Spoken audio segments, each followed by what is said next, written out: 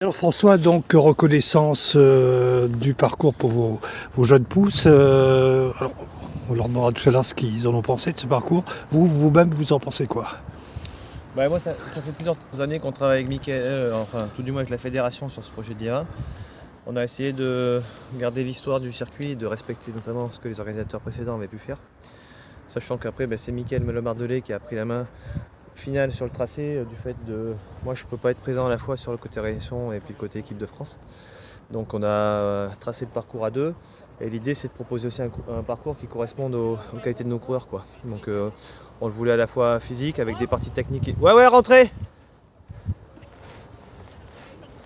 Et donc oui, donc ça reste de toute façon ce qu'on a l'habitude d'avoir chez nous, avec notamment ce qu'on a pu rencontrer à Pontchâteau parfois, avec des escaliers, du dénivelé et des courbes à haute vitesse. Donc on est chez nous et puis on veut faire savoir entre guillemets aux concurrents que c'est un circuit un petit peu qui ressemble à ce qu'on a l'habitude de faire. Alors clairement, les meilleures chances de médaille pour l'équipe de France sont sur vos jeunes pousses que ça repose. Oui, c'est toujours de toute façon, ça fait des années que c'est comme ça. Il y a, je veux dire, le dernier médaillé mondial en élite, c'est Francis Mouret, c'était il y a 20 ans. C'est sûr que Clément Venturini, c'est toute sa saison sur le championnat du monde, donc j'espère qu'il sera à rendez-vous parce que c'est aussi un objectif pour lui, au même titre qu'un Joshua Dubois.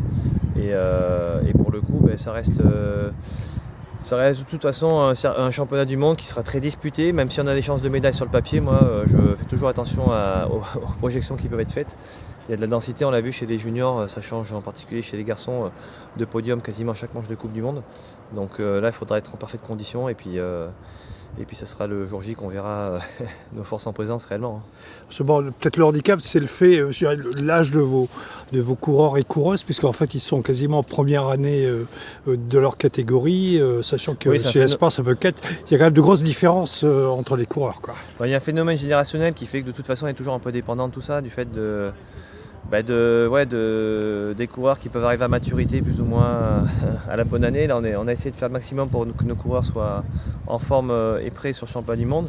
Après, je dirais qu'il faut être conscient de ce qu'on a parmi nous et puis qui sont les adversaires et les favoris. Donc voilà, je dirais que ça va forcément être disputé, mais quoi qu'il arrive, je pense qu'on a quand même on a de belles opportunités au moins de faire la course un peu à l'avant et puis je dirais de provoquer des émotions, je pense, pour nos spectateurs et puis nos fans, et j'espère réellement qu'on sera au rendez-vous. Après, que ce soit une médaille ou un titre, forcément que c'est ce qu'on cherche, mais on sait très bien que ça tient à pas grand chose, c'est le sport de haut niveau.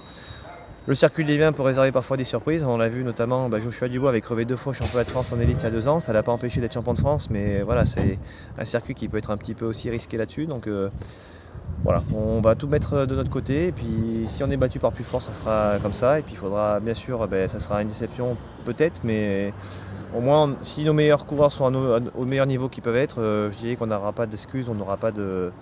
Voilà, ça sera comme ça, et puis, mais on va tout faire en tout cas pour répondre présent et clairement aller chercher le maximum de potentielles médailles qu'on peut avoir. Les 2 courses de Coupe du Monde que vous avez disputées en Belgique et aux Pays-Bas, vous les avez laissées comment? C'est plutôt rassurant ou il y a encore du travail? Je dirais que la Coupe du Monde, de toute façon, c'est un fil conducteur. Ce qui est rassurant, c'est que depuis le début de la saison, on a des coureurs qui sont présents parmi les meilleurs mondiaux, que ce soit chez les juniors garçons, chez les juniors filles, chez les espoirs. Après, on a des coureurs comme Léo qui est espoir 2, Aubin qui est espoir 1, Célia qui est espoir 1, qui se retrouvent face à des coureurs qui ont 2 voire 3 ans de plus qu'eux et elles. Donc forcément que ça joue. Mais malgré tout, ils sont présents, ils sont pas très loin derrière.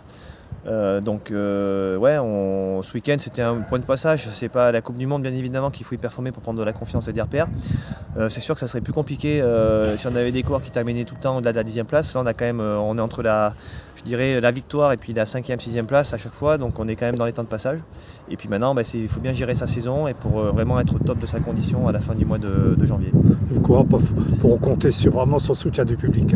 C'est clair qu'on l'a vu pendant les Jeux Olympiques de Paris, quand on a un public acquis à sa cause, ça change parfois une 4e place en 3e place ou une 2e place en victoire. Donc j'espère vraiment que ça va nous aider et qu'on leur donnera un maximum d'émotions et qu'ils s'en souviendront longtemps. Merci François.